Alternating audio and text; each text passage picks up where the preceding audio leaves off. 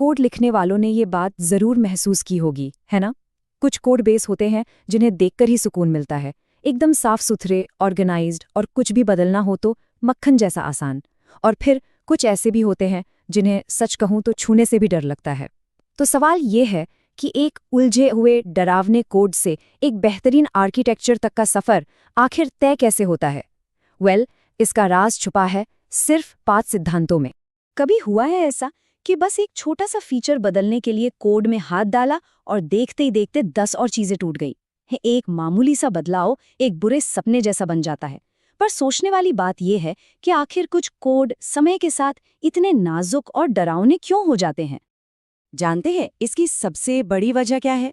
वो है spaghetti code. और नाम से ही सब कुछ साफ है। एक ऐसा कोड जो स्पैगेटी की तरह आपस में बुरी तरह उलझा हुआ है। आप एक धागा खींचने की कोशिश करते हैं और पता चलता है कि पूरा का पूरा कटोरा ही हिल गया। ऐसा कोड बहुत नाजुक होता है और कब कहाँ क्या कर बैठे कोई भरोसा नहीं होता। तो इस उलझन और मुश्किल का इलाज क्या है? इसका जवाब है एक मजबूत नींव, एक ऐसा फाउंडेशन जो इस पूरे बिखराव को, इस केओस को रोकता है। और वो फाउंडेशन है सॉलिड सिद्धांत। तो चलिए इस बेहद जरूरी कॉन्सेप्ट में गहराई से उतरते हैं। ये सिद्धांत हमें दिए हैं रॉबर्ट सी मार्टिन ने, जिन्हें प्रोग्रामिंग की दुनिया में लोग प्यार से अंकल बॉब भी कहते हैं।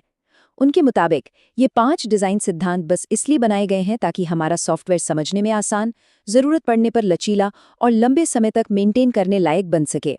ये सिर्फ नियम नहीं है, बल्कि अच्छी कोडिंग की एक कला है। तो ये जो शब्द है सॉलिड, ये दरअसल एक एक्रोनिम है जो इन 5 सिद्धांतों से मिलकर बना है। Single responsibility, open closed, Liskov substitution, interface segregation और डिपेंडेंसी इन्वर्जन। चलिए एक एक करके इन सभी को एकदम आसान भाषा में समझते हैं। हम अपनी शुरुआत करेंगे पहले 3 सिद्धांतों से, S, O और L। ये तीनों मिलकर किसी भी अच्छे सॉफ्टवेयर आर्किटेक्चर की, आप कह सकते हैं, रीढ़ की हड्डी तैयार करते हैं। पहला और शायद सबसे जरूरी सिद्धांत है S, यानी सिंगल रिस्पॉन्सिबिलिटी प्रिंसिपल। इसका फंडा बहुत सिंपल है। एक क्लास का काम सिर्फ एक होना चाहिए, या इसे ऐसे भी कह सकते हैं कि किसी क्लास को बदलने की वजह सिर्फ एक ही होनी चाहिए। अब जरा इस स्लाइड को देखिए, बात एकदम साफ हो जाएगी। एक तरफ हमारे पास एक यूजर क्लास है जो यूजर का डेटा भी संभाल रही है, डेटाबेस से भी बात कर रही है और ईमेल भी भेज रही है। मतलब एक स्विस आर्मी नाइफ की तरह, जो सब कुछ थोड़ा थोड़ा कर लेता है पर किसी भी काम में एक्सपर्ट नहीं है। और सही तरीका, हर काम के लिए एक एक्सपर्ट हो। यूजर क्लास सिर्फ डेटा रखे, यूजर रिपोजिटरी डेटाबेस का काम देखें और नोटिफिकेशन सर्विस ईमेल भेजे। एक प्रोफेशनल के टूल बॉक्स की तरह, जहां हर काम के लिए एक सही औजार होता है। अब आता है O, ओपन या क्लोज्ड प्रिंसिपल। ये कहता है कि आपका सॉफ्टवेयर नए फीचर्स जोड़ने के लिए, यानी विस्तार के लिए, हमेशा खुला होना चाहिए, लेकिन अपने मौजूदा चलते फिरते कोड में बदलाव के लिए बंद होना चाहिए। मतलब कुछ नया जोड़ने के लिए पुराने कोड को तोड़ने फोड़ने की जरूरत नहीं पड़नी चाहिए। इसे पेमेंट गेटवे के उदाहरण से समझते हैं। सोचिए, अगर हर नए पेमेंट ऑप्शन जैसे पेपैल या स्ट्राइप को जोड़ने के लिए आपको अपनी मेन पेमेंट प्रोसेसर क्लास को बार बार एडिट करना पड़े, तो ये कितना रिस्की है। सही तरीका ये है कि नई पेमेंट मेथड क्लासेस बनाकर सिस्टम को एक्सटेंड किया जाए।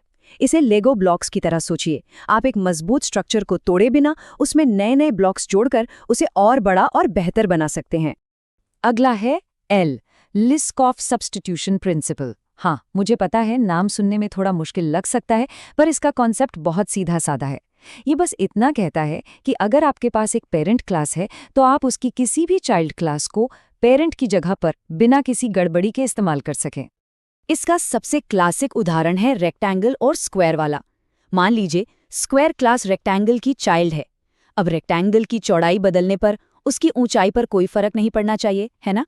लेकिन स्क्वायर में तो चौड़ाई बदलते ही ऊंचाई भी बदल जाती है, जो रेक्टेंगल के मूल व्यवहार को तोड़ता है। तो जरूरी बात यह है कि चाइल्ड क्लास को पेरेंट के व्यवहार का सम्मान करना चाहिए, बिल्कुल वैसे ही जैसे एक यूनिवर्सल रिमोट को ओरिजिनल टीवी रिमोट के सारे काम सही सही करने चाहिए। चलिए अब सॉलिड के आखिरी 2 सिद्धांतों को देखते हैं, I और D। ये दोनों सिस्टम के अलग अलग हिस्सों को एक दूसरे से आज़ाद रखने पर, यानी डीकपल करने पर जोर देते हैं, ताकि हमारा सिस्टम और ज्यादा लचीला बन सके। आई का मतलब है इंटरफेस सेग्रीगेशन प्रिंसिपल। ये बहुत ही प्रैक्टिकल बात कहता है। किसी भी क्लास पर ऐसे मेथड्स लागू करने का बोझ मत डालो जिनकी उसे जरूरत ही नहीं है। एक बड़ा भारी भरकम इंटरफेस बनाने से कहीं बेहतर है कि छोटे छोटे काम के हिसाब से स्पेसिफिक इंटरफेस बनाए जाएं। यहाँ देखिए, एक वर्कर इंटरफेस है जिसमें वर्क करना और खाना दोनों मेथड्स हैं। अब एक इंसान तो काम भी कर सकता है और खा भी सकता है, पर एक रोबोट वर्कर, उसे ईट मेथड की क्या जरूरत? उसे जबरदस्ती ये मेथड लागू करना पड़ेगा जो कि बेमतलब है। समाधान, इंटरफेस को ही तोड़ दो, एक वर्केबल और एक फीडेबल।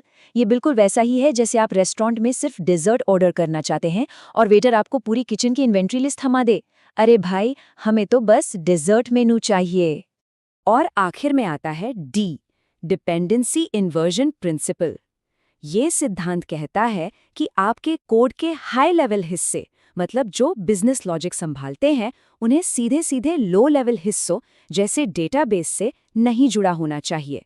दोनों को एक एब्स्ट्रैक्शन यानी एक कॉमन इंटरफेस के जरिए बात करनी चाहिए। सोच के देखिए, आपकी पासवर्ड रिमाइंडर क्लास सीधे सीधे MySQL कनेक्शन पर निर्भर है। कल को अगर आपको MySQL से बदलकर कोई और डेटाबेस इस्तेमाल करना पड़ा तो क्या होगा? आपको हर जगह कोड बदलना पड़ेगा।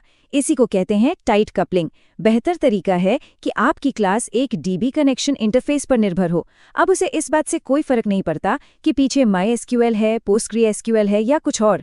ये ठीक वैसा ही है जैसे आप किसी भी डिवाइस को दीवार के सॉकेट में लगा देते हैं। आपको ये जानने की जरूरत नहीं कि बिजली पावर प्लांट से कैसे आ रही है, वो सॉकेट एक स्टैंडर्ड इंटरफेस है। तो इन पांचों सिद्धांतों को अपनाने का असल फायदा क्या है? जब आप इन्हें एक साथ इस्तेमाल करते हैं तो आप सिर्फ आज के लिए कोड नहीं लिख रहे होते, आप दरअसल भविष्य के लिए एक मजबूत और टिकाऊ आर्किटेक्चर तैयार कर रहे होते हैं। और इसके फायदे जबरदस्त हैं। कोड को मेंटेन करना आसान हो जाता है क्योंकि चीजें अपनी सही जगह पर होती हैं। नए फीचर्स जोड़ना बच्चों का खेल बन जाता है। सिस्टम को बड़ा करना आसान होता है क्योंकि नींव मजबूत है। कोड के छोटे छोटे हिस्सों को अलग से टेस्ट करना मुमकिन हो जाता है। और सबसे बड़ी बात, एक टीम में कई लोग बिना एक दूसरे के काम में दखल दिए आराम से काम कर सकते हैं। और ये एक बात पूरी कहानी का सार है। एक अच्छा आर्किटेक्चर सिर्फ कोड को चलाने के लिए नहीं होता, ये कोड को उसके पूरे जीवन काल में आसानी से बदलने लायक बनाने के बारे में होता है। और यही चीज कोडिंग को सिर्फ एक काम नहीं बल्कि एक कला का दर्जा देती है। तो अब एक सवाल, जरा अपने मौजूदा प्रोजेक्ट के बारे में सोचिए। कोड का वो कौन सा हिस्सा है जो सबसे ज्यादा सिरदर्द देता है? इन 5 सॉलिड सिद्धांतों में से वो कौन सा एक सिद्धांत है जो आज आपकी सबसे बड़ी कोडिंग की मुश्किल को चुटकियों में हल कर सकता है? इस पर जरूर सोचिएगा, क्योंकि सही सिद्धांत को सही जगह पर लागू करना किसी जादू से कम नहीं है।